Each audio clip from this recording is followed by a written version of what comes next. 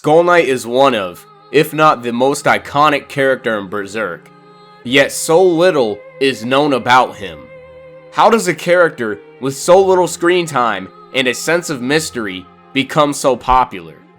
Just what exactly makes Skull Knight who he is? Skull Knight is well known and recognized for saving Guts and Casca from the eclipse. However, during this rescue, one moment sticks out above the rest.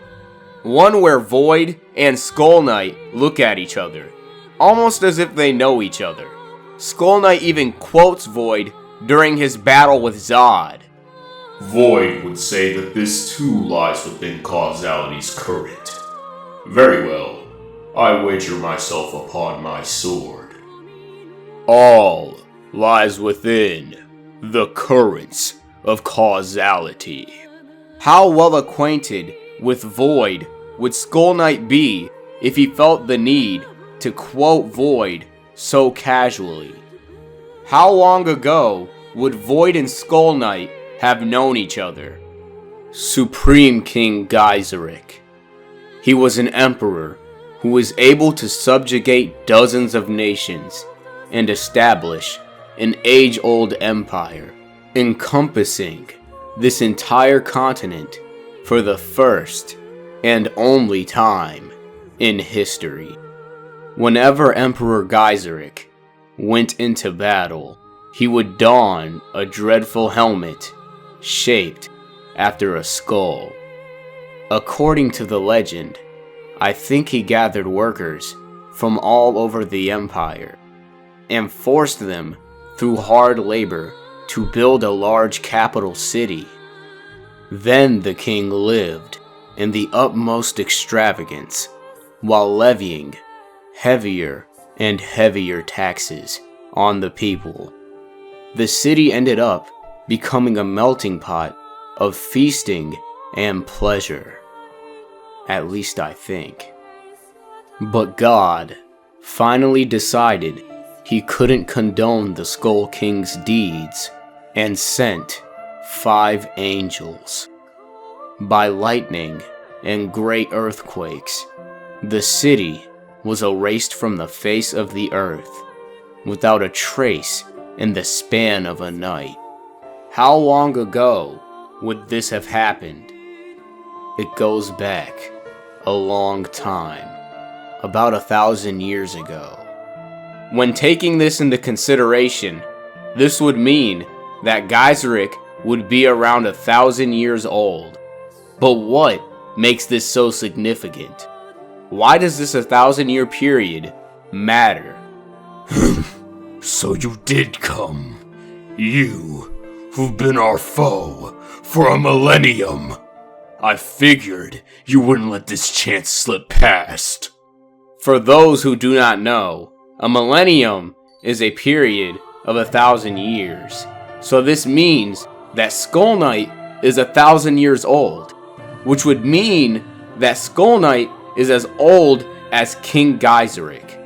Is this a coincidence? One should not meddle in the clandestine affairs of men and women. Or are you joining us, Your Majesty? Whore princess of the uterine seed. So, you were the only one summoned.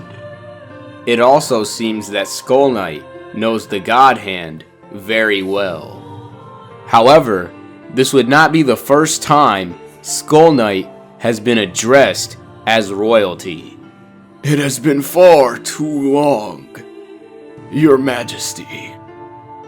Or rather, I believe you go by Skull Knight these days. And it becomes very apparent that there is a connection between Skull Knight and King Geyseric. I think it's pretty obvious to understand that Skull Knight is King Geyseric. What you bore witness to was the end of a foolish king, and the beginning of a dead man stalking the endless night. With Skull Knight being Geyseric, his kingdom would have inevitably fell 1,000 years ago, which would cause him to become the enemy of Zod and the rest of the godhand. How would this happen? Does this have something to do with the fall of Geyseric's kingdom? But God finally decided he couldn't condone the Skull King's deeds and sent 5 angels. By lightning and great earthquakes, the city was erased from the face of the earth without a trace in the span of a night. A lot of people seem to think that this event was caused by the 4 kings of the world that garner the 4 elements of land, sea, water, and sky. This is due to theorizing that Void is a sage that summoned the 4 kings. It's said that a sage once imprisoned in this tower by Supreme King Geyseric continued to proclaim the sins of the king to God in the midst of every possible torture, until, in time, an angel was made to descend. Without any real evidence to support the claim that Void is this sage, a lot of people are running around claiming that this headcanon is true, without even really proving it or supporting the argument, which just goes to show how ignorant people can be. However, unlike these people, I'm going to back up my argument. As we all know, Geysiric's empire fell around 1,000 years ago, and it takes 216 years to become a godhand member. Now, let's divide the 1,000 years by the amount of years it takes to become a godhand member, which is 216. We end up with 4.6. This 4.6 would signify the amount of godhand members that would exist at this point in time, due to the 5 angels existing 1,000 years ago. Now, in order to find out how many godhand members existed at this point in time, we would take this 4.6 and ratio it to the total amount of godhand members, which is 5. We would end up with a 92% chance of a godhand member existing 1,000 years ago during the fall of Geysiric's empire.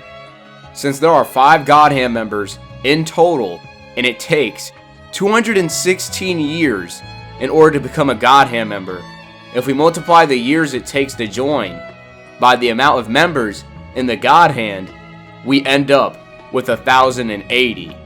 What's so significant about this 1,080?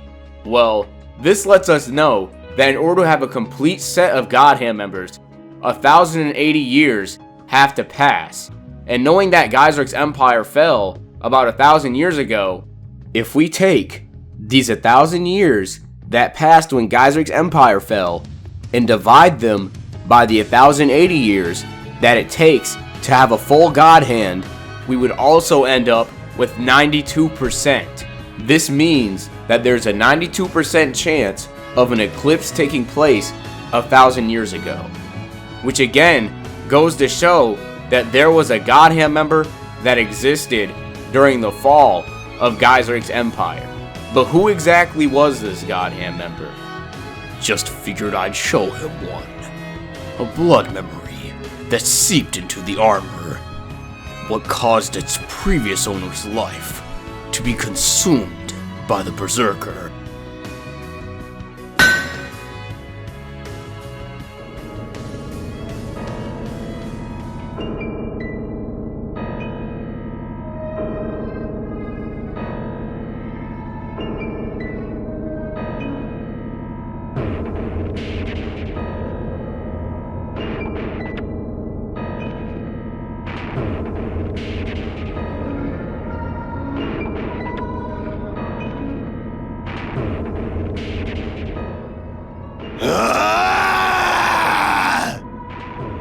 This godhand member would inevitably be Void, due to him sacrificing King Geysiric's kingdom and joining the godhand in order to become its 5th member. At least, that's how it would be if we wanted to follow a theory that didn't make any sense, or have any substantial evidence in order to be proven. For instance, if we are following the perspective of the Holy See and are under the impression that Void is the sage, as mentioned before, a lot of people think that this sage is Void, although there is no evidence that leads to this conclusion in the first place. It is also believed that the four kings of the world caused the fall of Geyseric's empire. However, this does not make any sense in the slightest. It is believed that the Holy See worship the four kings. Those great beings are the four cardinal guardian angels written of in your holy scriptures. If the Holy See really are worshipping the four kings, then their mantras would have similar spells. The Holy See are not worshipping the four kings because their spells are different from the spells that are being used to summon the four kings. But why? Our mantras do not have this kind of power. They do not call forth miracles like your spell. If the Holy See aren't worshipping the four kings, then what exactly are they worshipping?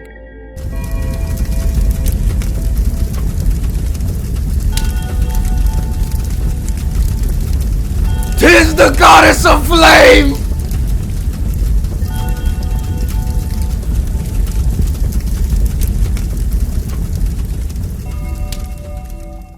The Holy See are worshipping the godhand. The flocking sheep who've been led to the blood-splattered holy ground desire the hawk of light, and you and that girl will come to throw yourselves into their midst.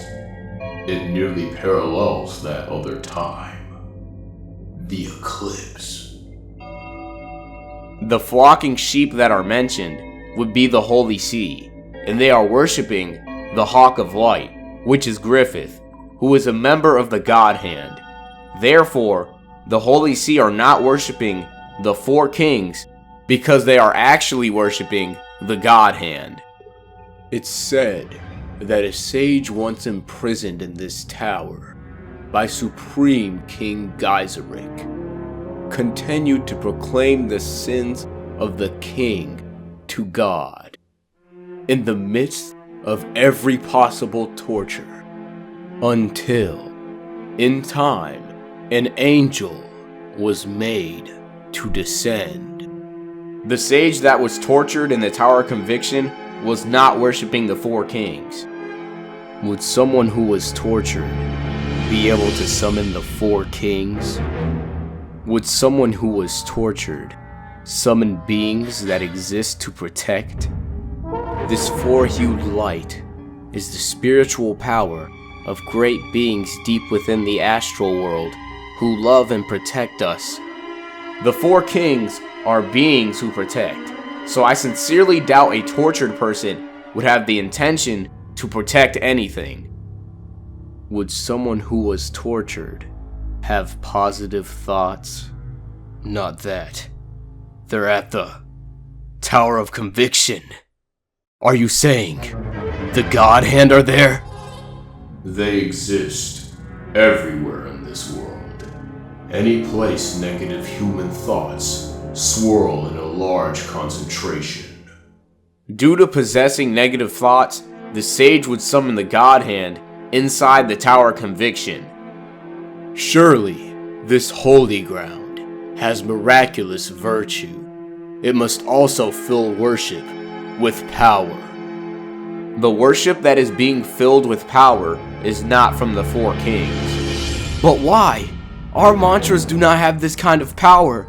They do not call forth miracles like your spell.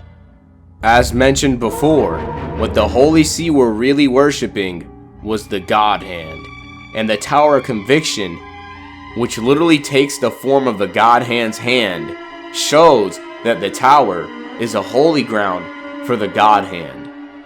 Surely, this holy ground has miraculous virtue, which is really obvious because the tower itself is living proof of this fact. The 4 kings of the world are not the angels who took down Geyseric's empire. If the 5 angels are not the 4 kings, then who are they? A Behelit, a key that links a deep layer of the astral world to the physical world. A fetish for summoning the 5 angels. These angels are none other than the godhand. Only one who can be reborn as one of us, the guardian angels of the godhand, receives it. The crimson Behelit, and the rest of you are invaluable sacrifices for the angelic advent. The Advent. The sovereigns of the supreme beings. The Advent of the 4 guardian angels. The angels that showed up during the fall of Geysiric's empire were the godhand. But God finally decided he couldn't condone the Skull King's deeds and sent 5 angels. Geysiric's empire fell due to an eclipse. Then the king lived in the utmost extravagance while levying heavier and heavier taxes on the people. The city ended up becoming a melting pot of feasting and pleasure. A massacre. A unilateral slaughter. No, it was a feast. The city ended up becoming a melting pot of feasting and pleasure. The feasting and pleasure Judo described was an eclipse. The feast that happens once every 260 years. The eclipse. Gluttonously devouring everything. The Inhumans' twisted feast. Many have come to the conclusion that Void is the person who sacrificed Geysiric's empire. However, is it even possible to sacrifice something that isn't yours? People that come to this idea make me question whether or not they read the Berserk manga or are even fans of the series, because even in the very beginning of the manga, they explain how a sacrifice works, and it would literally be impossible for Void to sacrifice something that isn't his, because he would have to sacrifice something close to him. If it's not Void's kingdom, how would he be able to sacrifice it? Sacrificing something that isn't yours defeats the purpose of a sacrifice. Therefore, it's really hard to even consider that Void would be the sage. It's said that a sage once imprisoned in this tower by Supreme King Geyseric. If Void isn't the sage, then who is he? Continue to proclaim the sins of the king to God in the midst of every possible torture, until, in time, an angel was made to descend.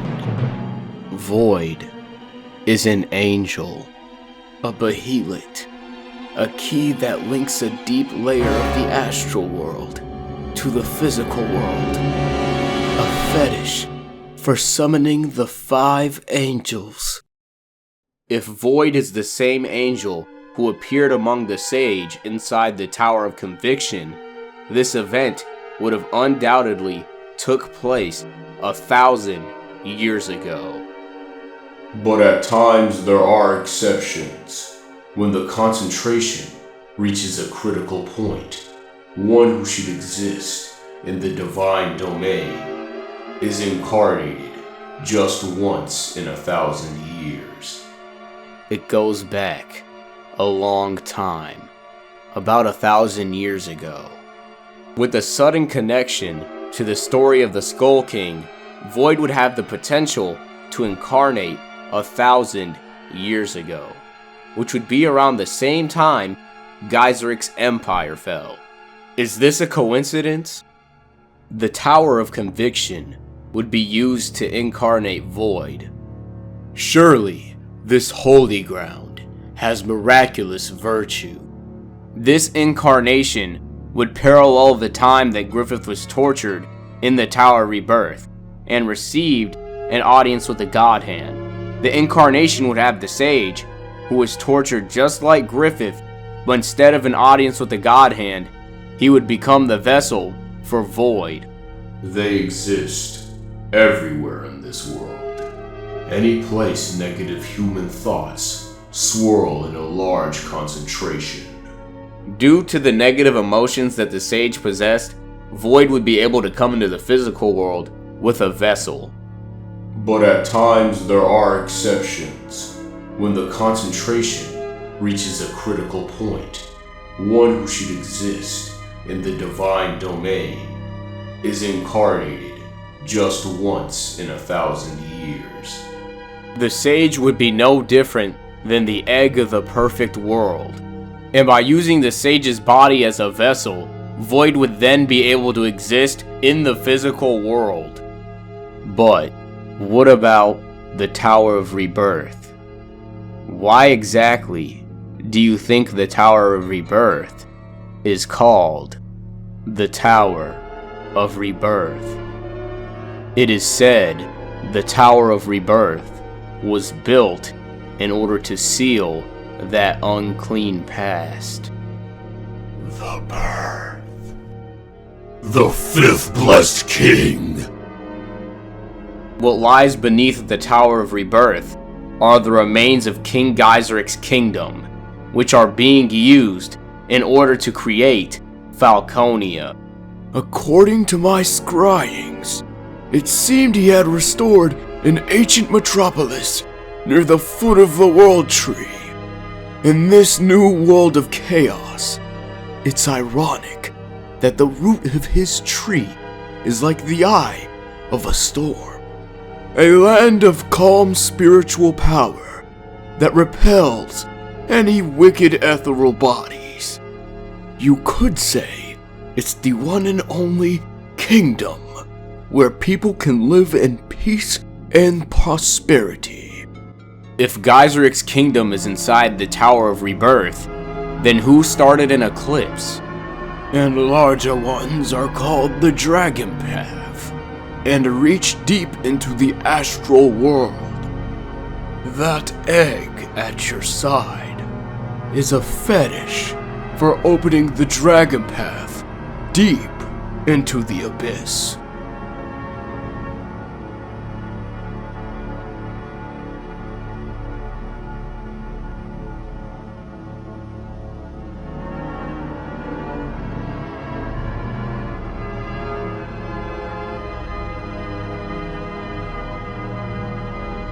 No doubt about it, that was an eclipse.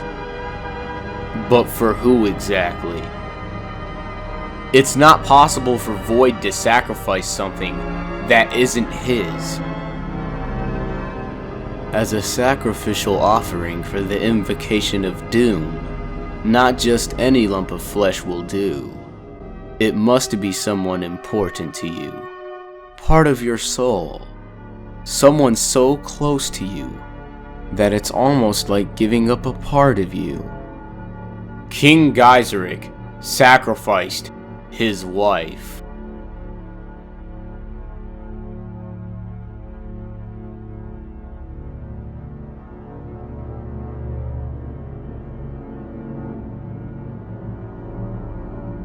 By making such a sacrifice to demonkind, you'll be able to sever any last remnants of your own humanity.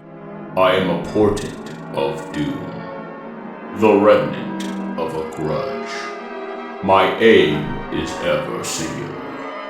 A fissure in your heart will open up into which evil will surge. I have not the heart to bathe the leprosy of my mortal days. Due to Skull Knight's heart being torn open from the loss of his loved one, he would succumb to not only the evil that would surge into his heart, but the rage that would come from the Berserker armor. Skull Knight had lost his kingdom, his wife, and his humanity to the godhand 1,000 years ago, which would cause him to join their ranks due to his sacrifice. Void would not be able to sacrifice Skull Knight's wife because that is not his loved one to sacrifice. As a sacrificial offering for the invocation of doom, not just any lump of flesh will do. It must be someone important to you, part of your soul, someone so close to you that it's almost like giving up a part of you. Which goes to show that during the Blood Memory, we saw a ceremony in which Skull Knight was joining the God Hand. But God finally decided he couldn't condone the Skull King's deeds and sent 5 angels. These 5 angels would be the God Hand members that appeared in the Blood Memory of the Berserker armor. What happened to them? Skull Knight could have either killed these previous members of the God Hand, or it's said that a sage once imprisoned in this tower by Supreme King Geyseric continued to proclaim the sins of the king to God in the midst of every possible torture, until, in time, an angel was made to descend. These other 4 members could just be Void's personal guards who have turned into apostles and are being mistaken for angels. After all, Mazgas only mentions 1 angel, which would be Void, while the other 4 members we see would just be different apostles that are mistaken for the God Hand. We know for sure that an incarnation ceremony had the potential to take place 1,000 years ago, and we know that an eclipse took place 1,080 years ago. The difference between the two would be 80 years, and these 80 years would show the 8% that is missing from the 92% chance of there being a God Hand member and an eclipse 1,000 years ago, which would take place the same time Geyseric's empire fell and the same time that Void's incarnation ceremony happened. While Void was entering the physical world from the sage's negative thoughts, the residents of the kingdom were being sacrificed, not only for Void's incarnation, but King Geyseric's rebirth as a God Hand member. By making such a sacrifice to demon kind, you'll be able to sever any last remnants of your own humanity. Our friend is not of our world. His heart is different from that of a man.